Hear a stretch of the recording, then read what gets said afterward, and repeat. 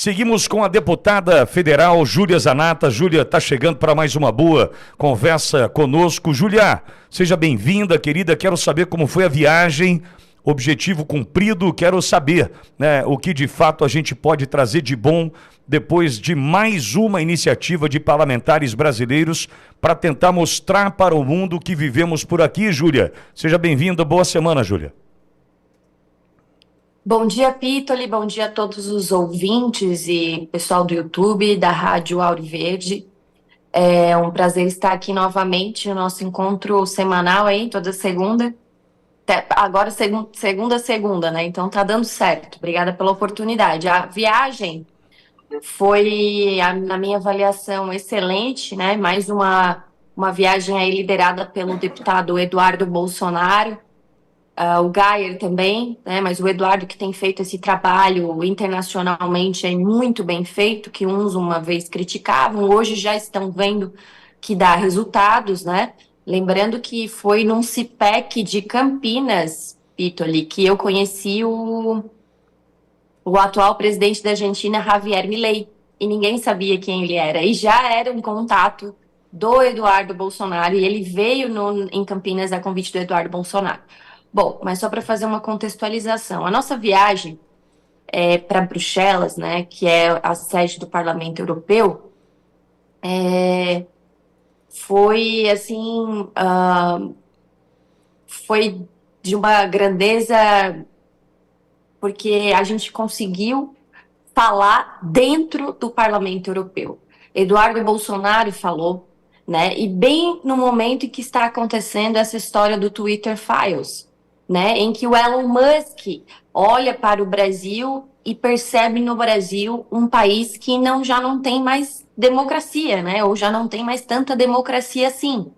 Então, a gente conseguiu falar sobre esse assunto, o Eduardo Bolsonaro falou sobre esse assunto, o Gayer falou sobre esse assunto, e eu fiz uma contextualização, eu voltei 30 anos e comecei a falar sobre a primeira reunião do Foro de São Paulo e das relações do Lula com países não democráticos, né? Inclusive, eu trouxe declarações do Lula, que teve uma vez em 2005, que ele falou que a Venezuela, Pitoli, tinha um excesso de democracia, certo? E ao mesmo tempo em que nós estávamos lá na Europa, se você procurar aí no Twitter ou no Google, tem notícias sobre isso, a presidente do PT, Gleisi Hoffmann, estava na China. E o que Gleisi Hoffmann falou na China? Isso foi noticiado pela Globo News. A nossa viagem não foi noticiada, mas a dela para a China foi. Ela falou que os países ocidentais devem parar de dar lição de democracia na China. E que ela quer fortalecer ainda mais, né, que já tem, os vínculos do PT com o Partido Comunista Chinês. Então, você vê que eles estão acelerando demais os planos que sempre tiveram, né, de transformar o Brasil em um país que você não tem liberdade de expressão, que só existe um lado da política, um lado do pensamento, né, uma perseguição autoritária agora aliada aí ao judiciário.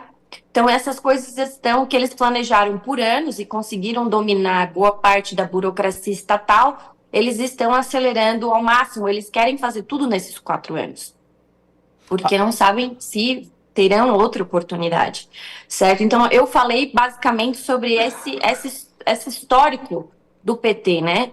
Porque muita gente um dia acreditou que a esquerda, que o Partido dos Trabalhadores era um partido que defende a democracia, né? E nunca foi, né? Sempre quiseram o autoritarismo, sempre quiseram a ditadura, e agora estão mostrando sua verdadeira face, certo? Então, eu trouxe também o que aconteceu na Venezuela com a Suprema Corte lá, que em um período ali do tempo nunca deu uma decisão contra a ditadura de Hugo Chávez na época e depois de Maduro. Então, isso a gente precisa ficar atento, porque é o caminho que o Brasil está tomando. E o mundo precisa saber disso. O mundo precisa saber, porque o Brasil é um país muito importante na comunidade internacional, né? Nós aí temos a questão do agronegócio muito forte, e isso impactaria em várias questões mundo afora. Também fomos ao Tribunal Penal de Haia apresentar aí as violações de direito que estão acontecendo aqui no Brasil para, enfim, tentar uma punição para quem está violando esses direitos, né? Porque o devido processo legal também é a base da democracia. E o que aconteceu nos julgamentos do dia 8 de janeiro, com pessoas sem foro sendo julgadas já em última instância, então se você já é julgado por última instância, você não tem quem recorrer, vai recorrer para quem? Para Deus, né? É só disso, só, né? Só dessa maneira, porque não tem a quem você recorrer acima do STF. Essas pessoas jamais deveriam estar sendo julgadas e agora eles estão querendo criar uma conexão, fizeram busca e apreensão no Jordi, no Ramalho, para dizer que existe no Jordi, para dizer que existe uma conexão com alguém de foro privilegiado, mas isso nunca existiu. Então, isso quebra o devido processo legal. Então, isso que a gente precisa levar para fora do país, para que entendam que direitos estão sendo violados. Nós temos aí, por exemplo, Silvinei Vasquez, ex-diretor da PRF no Brasil, no governo Bolsonaro, que está preso sem ter nada contra ele. Eu visitei Silvinei na cadeia quando ele estava com 20 dias preso, certo? Depois tentei fazer outras visitas e Alexandre de Moraes, eu pedi permissão, não foi permitido. E está há mais de 8 meses. Tem o Daniel Silveira, que ganhou o indulto do presidente, depois revogaram. Então, a lei no Brasil ela não vale mais nada, né? E isso é violação de direito. E quando você vive num mundo, num país, aliás, numa sociedade que, eu gosto muito de falar essa frase, que o crime não tem castigo, nós acabamos tendo o castigo sem crime. E mais, Pitoli, tenho falado que isso aconteceu porque o tirano, ele só avança se ele não tem um limite, né? E o poder que poderia colocar um limite nesses abusos, né? O Senado da República, o presidente do Senado, que pode pautar aí um impeachment, ou enfim, não tem se movimentado ao longo dos anos. E dessa forma, as coisas foram escalando e chegando aonde estamos. Chegando aonde estamos, pontuo. Tivemos um editorial da Folha de São Paulo, né? Alguns veículos de comunicação que antes não estavam olhando para o problema, agora começam a olhar, né? Antes tarde do que nunca, acho que é muito tarde, mas tivemos um editorial da Folha de São Paulo dizendo que acho que não foi editorial na Folha, foi um artigo do Green, que era do The Intercept, ele falando dos abusos de Alexandre de Moraes e que esses abusos devem parar, né? Mas então isso está tomando também agora uma proporção ainda maior, porque talvez algumas pessoas estejam percebendo que isso não vai ficar restrito aos conservadores, à direita, né? Isso, a tirania, a censura, o autoritarismo, ele avança para qualquer lado que seja quando preciso. Ele começa com um grupo e depois ele avança e vai atingir Sim. a todos. Julia, E é isso que nós temos que entender. Julia, e tem um detalhe, hein? Vem aí a lei da mentira, hein? Depois daquela fala asquerosa do Lula na última semana, tem muita gente que leva na brincadeira, sabe? Tem gente que leva tentando zombar. Lula falando da lei da mentira, que deveria ser proibido mentir, quem mentir deve ir pra cadeia. Quem levou na brincadeira essa fala está errando, hein? Ele fala com essa sutileza de um mentiroso, né, convicto, mas o que ele está propondo de fato é que quem falar diferente daquilo que ele entende que seja o correto, ou que Alexandre de Moraes entenda que seja o correto, vem aí a lei da mentira. Eu não vi brincadeira naquela fala não, viu, Júlia, do Lula? Não sei o quanto você o acompanhou diante daquela situação asquerosa, repito, né? Não, eu sou contra a mentira e tal. Ó, esse chicote vai estalar de novo, hein, Júlia? Vem aí a lei da mentira do Lula, hein? O Pitoli, você sabe que eu vi uma declaração do André Marcília, que é um um jurista que fala muito em liberdade de expressão, e ele falou uma coisa assim, que o STF, hoje, ele considera a liberdade de expressão no país um risco, né? Não mais um direito, um risco. Então, as coisas estão se invertendo, como falei no início, muito rapidamente. Sobre essa declaração do Lula, né, a lei da mentira já tentaram passar, que era a lei das fake news, né? Que nós chamamos de lei da censura. Porque você acha que se falassem uma fake news contra mim, que todo dia falam no Twitter, você abre ali, bota Júlia Zanata no Twitter agora, na busca, você vai ver, me chamam de nazista, me chamam de tudo que você pode imaginar. Você acha que eles iam proibir essas mentiras que falam sobre a Júlia Zanata ou iam controlar o discurso daqueles que eles chamam de nazista, fascista, só porque são adversários políticos? Então isso está bem claro, e quem não entendeu, me desculpa, está precisando estudar mais um pouquinho, né? Inclusive deputados que não entendem isso ou que votam por puro interesse próprio, né? Porque estão atrás de outras coisas que não a liberdade, que o país seja um país decente e livre. Júlia... Mas nós tivemos a lei das fake news. Fala, Peter. Não, pois não. Pode concluir, por favor. E outra coisa que eu quero pontuar aqui, se você não acredita, bota no Google aí. A Venezuela recentemente aprovou uma lei chamada Lei contra o Fascismo.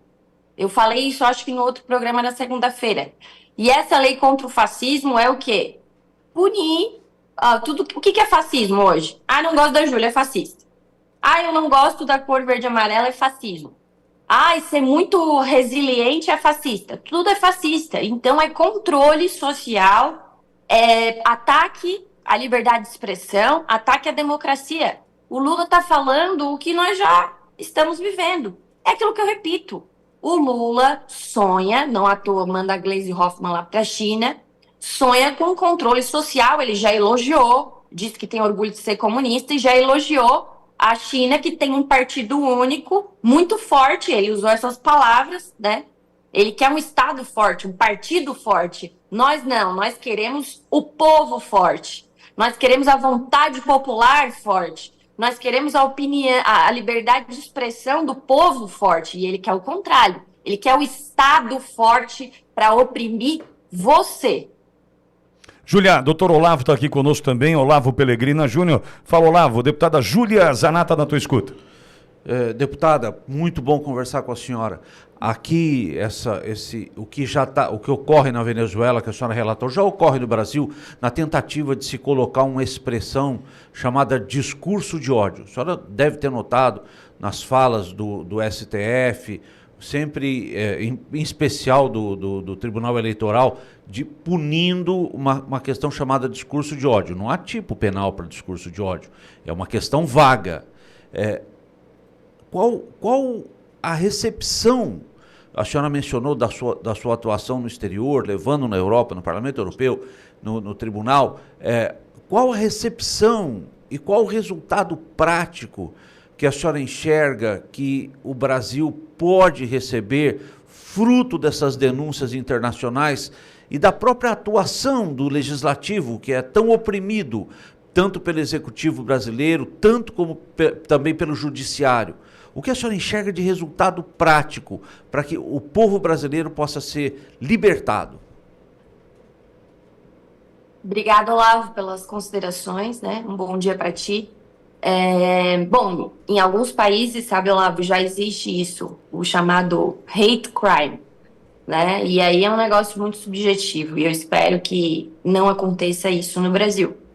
Bom, sobre a nossa viagem ao exterior, essa, né, mais especificamente para a Europa, que eu fui na primeira que tivemos em novembro e que fomos muito atacados por essa viagem, inclusive, porque se você notar ao longo aí das últimas décadas, a esquerda sempre fez isso. Viajou ao exterior, acessou organismos internacionais para fazer denúncia contra seus adversários e para dominar o debate público internacional. Porque hoje, se a gente for ver o que falam do Brasil lá fora, da política, né, do que está acontecendo na política, as pessoas se baseiam pelo que fala a grande mídia deles, que se baseou no que a nossa grande mídia falou, correto?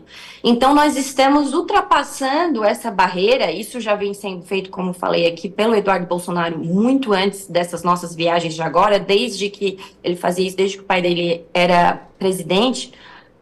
Então, ele está ultrapassando essa barreira de domínio da esquerda do debate público. Então, um dos nossos objetivos é fazer com que o que realmente acontece, porque nós não trabalhamos com narrativa, nós trabalhamos com fatos, o que realmente acontece seja visto pelo mundo. Para, por exemplo, acontecer o que aconteceu. Elon Musk, né, um bilionário aí, que ele é sul-africano, mas enfim, tem cidadania americana, passe a discutir o que está acontecendo no Brasil, né? Que a gente consiga dar eco ao que está acontecendo no Brasil. Agora, essa questão da responsabilização, por exemplo, nós fomos, na primeira vez que eu estive nos Estados Unidos em novembro, porque depois eles fizeram outra viagem esse ano que eu não consegui estar presente.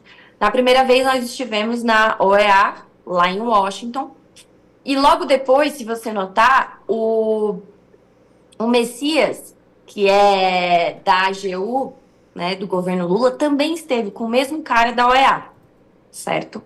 E agora nós fomos ao Tribunal de Haia, né, e nesse local, nesse Tribunal de Haia, para que as pessoas possam entender, o PSOL já esteve várias vezes lá. Já fizeram denúncia contra o Jair Bolsonaro, já fizeram denúncia recentemente aí contra o governo Tarcísio, questão dos policiais. Então, eles estão acostumados a acessar esses organismos internacionais muito mais do que nós. E eles estão um pouco, vamos dizer assim, surpresos que nós estamos fazendo isso também, para que não seja uma discussão de um lado só. Porque se nós não vamos lá e mostramos o que está acontecendo no Brasil, eles vão ficar com a versão do PSOL, vamos dizer assim.